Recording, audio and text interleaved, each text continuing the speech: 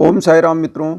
आज का जो मेरा ब्लॉग है वो साईं बाबा से संबंधित एक ऐसा चमत्कारिक चीज़ जो कुछ बातें हैं जो मैं बताना चाहता हूँ, जो हम आप जीवन में अगर उस चीज़ को धारण करते हैं तो निश्चित जीवन का जो पैमाना है वो भी बदलता है और घर की जो विशेष संपन्नता, वातावरण, बहुत सारी चीज़ें ऐसी बदलती हैं।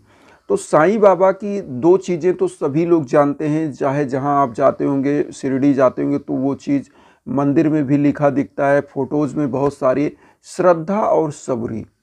साईं बाबा में श्रद्धा और सबरी लिखने का मकसद क्या था, मैं ये आप लोगों को आज बताने वाला हूँ। और उसके बाद कई चीज़ें ऐसी भी टिप्स बताने वाला हूँ जो हम लोग धारण करते हैं तो कैसे जीवन हमारा चेंज होता है, घर का वातावरण कैसे चेंज होता है। तो सबसे पहले श्रद्धा और सबरी है क्या।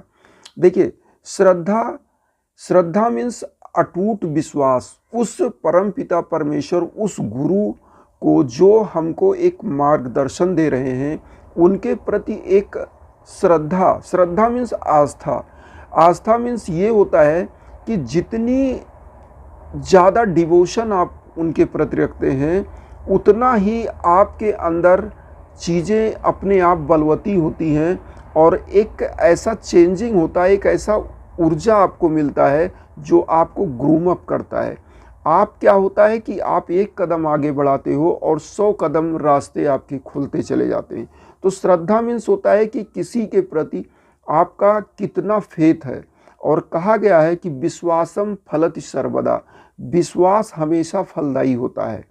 तो विश्वास आपका अटूट होना चाहिए, क्योंकि आज मैं कहना नहीं चाहता लेकिन थोड़ा सा हिंट करना चाहता हूँ बाबा के प्रति किस प्रकार का लोग भ्रांतियाँ भी फैला रहे हैं, उसको आपको ध्यान नहीं देना, आपको अपना काम करना है। अब उसके बाद आता है सबरी, सब्र, जिसको बोलते हैं सब्र।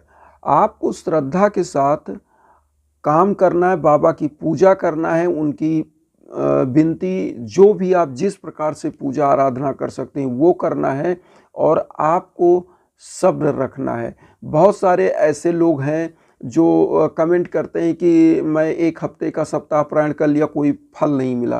तो फल ऐसी चीज़ नहीं कि आपने लगा है और तोड़ के रख लिया जेब में, ऐसा नहीं है। ये चीज़ आध्यात्म में जो चीज़ होती है वो आपको कोई चीज़ दिखती नहीं है, दिखेगी नहीं, वो आपके अपने आसपास आप खुद चेंज करोगे। इसीलिए साईं बाबा ने 11 वचन में एक वचन ये भी है कि मुझे सदा जीवित ही जानो, अनुभव करो सत्य पहचानो। यहाँ पर बाबा खुद कहते हैं कि अनुभूति की विषय है। और आप खुद जानते होंगे कि श्रद्धा और आस्था रखने के बाद ईश्वर क्या करता है, आपको दिखेगा नहीं, क्योंकि ईश्वर का जो हमारे यहाँ लिखा गया है कि ईश्वर है क्या, ईश्वर के बारे में जिनको आप ईश्वर मानते हैं तो लिखा है कि बिनु पग चलय सुनय बिनु काना, आनंद रहित सकल रस भोगी, विन बानी बकता बड़ जोगी। ईश्वर क्या है, जो निराकार है, बिना हाथ पांव के चलता है, बिना जीवा के समस्त रसों का स्वादन करता है। तो ईश्वर हमारा क्या है कि निराकार है। और जो निराकार है, निराकार मीन्स सर्वत्र व्याप्त है। और यही चीज़ हमारे साईं बाबा के 11 वचन में है कि मुझे सदा जीवित ही जानो, अनुभव करो सत्य पहचानो। अनुभूति की विषय है। यहाँ पर ये नहीं है कि आपने तुरंत वहाँ पे फल लगा था और तोड़ लिया और रख लिया, 7 दिन आपने सप्ताह पारायण किया एन केन प्रकारेण, उसके बाद बाबा ने सब कुछ दे दिया, ऐसा नहीं है। बाबा हो सकता है बिना आप सप्ताह पारायण किए ही आपको दे सकते हैं, लेकिन मेरा कहने का मतलब है लालच के वशीभूत होकर के कोई काम नहीं करना चाहिए। निस्वार्थ आप अपनी जो भी कामना है वो करिए। मैं नहीं कहता, मैं भी करता हूँ, मैं भी एक तुच्छ प्राणी हूँ, मनुष्य हूँ, मेरे अंदर भी लालच है। तो मैं ये नहीं कहता, हर जो मानव है जिसके पास परिवार और बच्चे हैं उसके अंदर एक लालच है, मैं ये नहीं कहता ये गलत है। लेकिन आप तत्काल कोई चीज़ डंडा मार के नहीं ले सकते। यहाँ पर आस्था का विषय है। धर्म क्या है, आस्था का विषय। तो जब आप आस्थावान होके बाबा के साथ एक कदम बढ़ोगे ना, तो बाबा आपको 1000 कदम आगे बढ़ाते हैं। ये चीज़ अनुभूति का विषय है। अब यहाँ पर बहुत सारे भक्त आपको ऐसे मिलेंगे जो आपको विश्वास नहीं होगा कि एक सप्ताह पारायण खत्म हुआ, महीने में 2-2 बार वो सप्ताह पारायण करते हैं। मैं तो एक ही कर पाता हूँ, वो भी बहुत बड़ी बात है। लेकिन बहुत सारे श्रद्धालु और उनकी संपन्नता आप देख लेंगे ना तो आप दंग रह जाएंगे। मैं आपको बताऊं, मैंने आप लोगों को एक ब्लॉग में दिखाया था, एक सेठ जी थे जो गोरखपुर साइड के थे।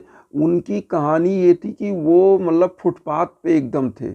और मैं मित्रों 2 मिनट आपका लूँगा, ये कहानी आप ज़रूर सुन लीजिए। और हुआ क्या कि उनके पूरे परिवार साईं के एकदम अगाध भक्त हो गए। अंध भक्त नहीं, अगाध भक्त। और अंधभक्त और अगाध भक्ति में अंतर है। अंधभक्त क्या है कि जिसको कुछ नहीं पता है, बस बाबा के प्रति वो भक्ति कर रहे हैं। और अगाध भक्ति क्या है, जिसको सब कुछ पता है, उनकी समझ शक्तियां पता हैं और उनके प्रति अटूट श्रद्धा, अटूट विश्वास, ये है अगाध श्रद्धा, अगाध भक्ति। तो उन्होंने क्या किया, उनके परिवार ने मतलब सप्ताह पारायण करना, शिरडी कई बार जाना, बहुत कुछ उन लोगों ने किया। आज बाबा के आशीर्वाद से मैं कह नहीं सकता कि वो केवल अपने यहाँ जो वर्कर रखे हैं उनका ही वेतन लगभग महीने का हमको लगता है कि 2-2.5 लाख 4 लाख वेतन बांटते हैं। तो आप समझ सकते हैं, मेरे कहने का मतलब यहाँ ये है कि ये मैं लालच नहीं दे रहा हूँ, ये मैं बता रहा हूँ कि जो कुछ नहीं थे वो खुद, मेरी उनसे मुलाकात हुई तो उन्होंने बताया भी कि सर मैं जो भी हूँ साईं के बदौलत हूँ। मैंने कर्म किया है, कर्म मैंने बंद नहीं किया है, लेकिन बाबा को हमेशा याद रखा है। और इसी का परिणाम है कि मैं कर्म करता रहा और बाबा को याद करता रहा और मैं आज यहाँ पर हूँ। और मैं घमंड नहीं करता। उन्होंने यही शब्द कहा कि सर मैं घमंड नहीं करता। जो बाबा का भक्त है अगर घमंड करके ये चीज़ करेगा कि मैं तो साईं भक्ति कर रहा हूँ, मुझे ये मिल जाएगा, वो उसका कभी नहीं पूरा होगा। वो खुद कहते हैं कि घमंड नहीं करना है, घमंड का त्याग करके सभी प्राणियों, सभी जीवों में एक, जो हमारे साईं कहते हैं कि सबका मालिक एक है, उस परम पिता परमेश्वर का सभी प्राणियों में आपको दर्शन करना है। तो ये चीज़ भावना होती है। मैं उनसे बता रहा हूँ, रोंगटे खड़े हो जा रहे हैं। मैं बोल रहा हूँ आपसे ये बात कि ऐसा मतलब भक्त मैंने देखा नहीं। बहुत सारे, हम तो बहुत छोटे जर्रा हैं, मैं कुछ नहीं हूँ, मैं एक छोटी सी भक्ति कर रहा हूँ। और ऐसे ऐसे भक्त हैं जो शिरडी, बहुत सारे लोगों जिनको भगवान ने पैसा दिया है, धन दौलत दिया है, बहुत सारे लोगों को जो जाने वाले श्रद्धालु उनको ले जाते हैं अपने पैसे, अपने खर्चे पे। हमारे एक परिचित के हैं, वो जब भी शिरडी जाते हैं तो 10-20 लोगों को ट्रेन में पूरा वो बुक करा के ले जाते हैं।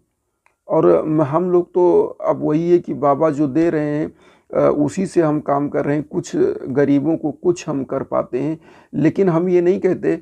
लेकिन बहुत सारे भक्त ऐसे हैं जो हम लोगों से बहुत बड़े हैं। आप सोचिए क्या वो अंधभक्त हैं?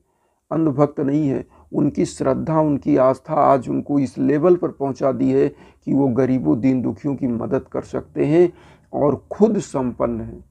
तो यहाँ पर कहने का मतलब विश्वास और श्रद्धा, ये 2 चीज़ आपकी बहुत ज़रूरी है। श्रद्धा और सबरी, जो साईं बाबा का 2 शब्द है, जीवन में आपको इसको उतार लेना है, किसी भी धर्म के आप हो। और बाबा हमारे किसी धर्म, संप्रदाय, पंथ का वो कभी पक्ष नहीं लिए। वो निर्बाध रूप से सभी धर्मों के, सभी लोगों के प्रति आस्थावान रहे और सभी व्यक्तियों को एक नज़र से देखा। इसीलिए उन्होंने कहा सबका मालिक एक है, कोई भी धर्म हो। क्योंकि बाबा का जो वो सुझाया था कि सबका मालिक एक है, जिस दिन आप इस चीज़ को समझ जाएंगे उस दिन आपका जीवन अपने आप बदल जाएगा, सद्मार्ग पर चलेगा। क्योंकि देखिए, मानव का जो सब कैटेगरी बांटने वाले लोग हैं वो कौन है? पृथ्वी पर हम तुच्छ प्राणी हैं। और जो प्रभु के यहाँ से पैदा हुए हैं, 2 हाथ, नाक, कान हमारे पास है, वही प्राण शक्ति, वही आत्मा हमारे पास है, वही जीवों के पास है। बस हम क्या है, ज़्यादा डेवलप हो गए, हम क्या है, बुद्धि से काम लेने वाले प्राणी हो गए, हम मानव बन गए। और जीवों के अंदर क्या नाक, आँख, कान, भग नहीं होता है, सब कुछ उनके पास है, बशर्ते उनके अंदर भी वही आत्मा है। लेकिन उस आत्मा का जो विकास है, वो मानव का जो है, उस शरीर का जो विकास है, उस दिमाग का जो विकास है, वो मानव के पास ज़्यादा है। इसीलिए सबसे बड़ा अगर कहा जाए कि धरा पर सबसे अच्छा और सबसे बुरा कोई जानवर है तो मानव है, सबसे अच्छा और सबसे बुरा। क्योंकि वो अच्छा भी है और वो बुरा भी है। कई रूप, एक सिक्के के दो पहलू हैं। तो कहने का मकसद यहाँ पर है कि साईं में आप विश्वास रखेंगे, श्रद्धा और सबरी के साथ कोई भी कार्य करेंगे, 100% आपको सफलता, मैं 100 नहीं हजारों 100% बोल रहा हूँ, आपको सफलता मिलेगी, आपकी मनोकामनाएं पूर्ण होंगी। इसलिए अगर आपका ब्लॉग अच्छा लगे तो मित्रों सब्सक्राइब करिए और साईं भक्तों तक इस वीडियो को शेयर करिए। ओम साई राम।